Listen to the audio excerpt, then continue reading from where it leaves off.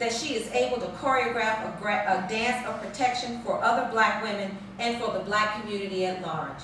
She can stand in their stead, or in the idiom of popular culture, she can have their backs. In Kitt's first defense, she takes up for Eartha May in the retelling of her birth story, and in the process demands the black community examine its class and racial hierarchies. Kitt's autobiographies identify slavery as the culprit, and through her, we learn of the cultural continuities playing out among members of the black community. Eartha May Kitt is born on a plantation in North South Carolina. There begins her introduction to intra-racial prejudice. Kitt's birth arouses a righteous indignation in others, and it places her outside the institution of family. Kitt's yellow skin or light skin is a veritable curse and causes the community to scorn and rebuke her, and eventually renders her a poverty-stricken, motherless child. Eartha May's status obstructs the possibility for the formation of a new family for her, and her mother's new suitor ignores Eartha May. Kitt writes, "He played with my sister in between the times he was smooching with my mother. I sat and watched the coochie cooing he gave my sister, the rocking of her on his knee, the baby talk that passed between them. Mama would smile at the both of them, and I would stare into the fire, wondering why he did not coochie coo with me. There was no me as far as he was concerned." Rejuvenate, Kitt's last installment in her autobiographical corpus, is a self-help manual wherein Kitt in her 70s gives advice on maintaining energy and vitality through proper diet, exercise, and positive thinking. In it, she celebrates her inner capacity to withstand all of her tribulations. "The gods have been more than good, considering my beginnings. Ugly duckling, Eartha May, born out of wedlock and into poverty on a cotton plantation in South Carolina, then given away because Mama's husband-to-be said he didn't want that yellow gal in the house. The people she was given to, were they close or distant relatives, she never knew. These people were cruel, beating Eartha May, poorly feeding Eartha May, working her like a dog. It was 1 o'clock in the morning of January 1, 2000. I went to bed supremely appreciative for being alive. I was grateful too, to still be here and to still be doing. How fantastic." Diane Carroll, The Recuperation of Black Widow, Single Mother Womanhood. It is 1968. A stunned Diane Carroll listens carefully to the full-scale assault launched by the ever-popular Harry Belafonte on Julia, the new television sitcom in which she is to star. The sitcom will break ground. It will be the first time a black actress will take the helm as leading lady in a television program. Julia will establish Diane Carroll as a household name, and her stance against Belafonte will nourish in the actress the necessary confidence to audition for other roles that will have historical significance for her in the future. More important, Carroll anticipates that the weekly program widely would circulate the image of a black mother as the caretaker of her own home and child, not as a maid or mammy in a white household. The protagonist of the program is Julia, a registered nurse, widowed when her husband, a U.S. Air Force captain, is killed serving his country. The program will illustrate how this single black mother manages the tragedy and continues to support her son. For Carroll, taking the role would mean a new modern dance of black widowhood and black single motherhood. Carroll recognizes, too, that power brokers are willing to take a chance on the series. She writes, "Julia was promoted and produced by two of the largest conglomerates in America, 20th Century Fox and NBC. I don't think any other show had that kind of production team. It was a new beginning." Actor-entertainer Harry Belafonte, however, advises the actress to decline the role.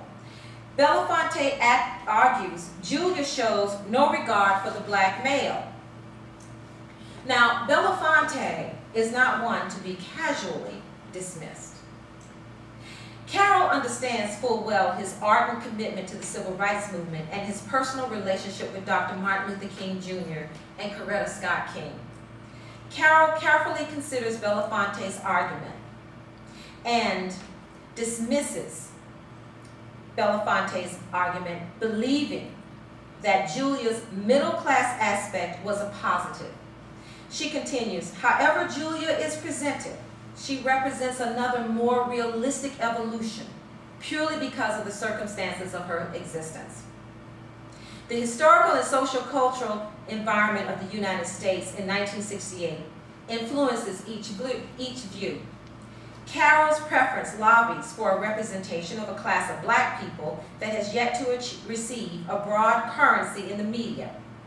Belafonte appeals for total rejection of a television program offering little or no dialogue on the absent black man in the black household. Both entertainers indeed raise significant issues of representation of black people in the media, but each one misses the overarching meaning of the sitcom. To begin with, Carroll's choice to perform in a television sitcom as a black middle-class woman also brings to relief the phenomenon of black widowhood. Julia will illustrate how a widowed black mother manages the tragedy and continues to support her son on her own. By extension, Julia antagonizes popular belief that households headed by single black mothers imperil the sacred convention of a patriarchal two-parent household. By agreeing to be cast as Julia Baker, Carroll takes the scepter of black widowhood, places it next to black single motherhood, combines the two, and offers to America an alternative image of black womanhood in general. I'd like a couple of million of white Americans to watch and say, hey, so that's what they do when they go home.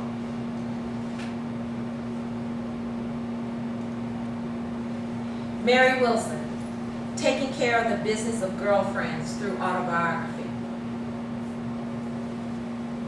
It is a tawdry, irreverent mess that February day in 1976, when Florence Ballard is laid to rest. The relentless flashing of the photographer's bulb stimulates the assembly of people at the New Bethel Baptist Church in Detroit, Michigan. They behave in such a boisterous fashion that the Reverend is tempered to put his Christian principles aside to calm it down. Please, people, show some respect for the dead, the Reverend C.L. Franklin implores. That's Aretha Franklin's dad. Police hold the crowd back. Here comes somebody, someone shouts, pointing excitedly as cars pull up in front of the church.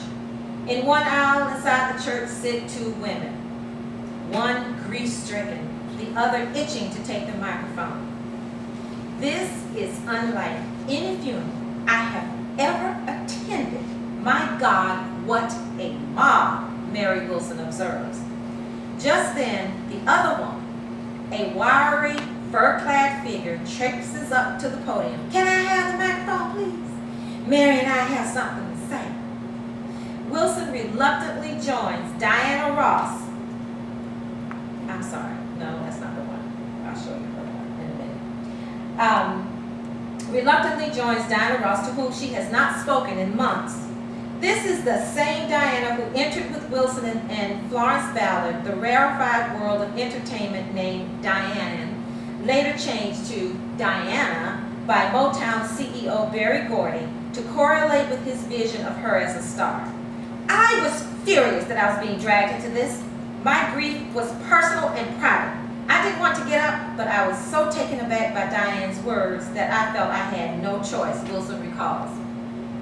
Wilson demonstrates through Ross the fanatic nature of fame, how fame draws out a mob's mentality without deference for the private life of the entertainer, and how a celebrity becomes a public entity when the public and private merge. Ross says, Mary and I would like to have a silent prayer. I believe nothing disappears and flow will always be with us. Ross represents total investment in notoriety, even at the death of a former friend. Ross insists on being the star of the show. To Ross, Flo is a thing rather than a dear friend who helped to solidify the popularity of the Supremes.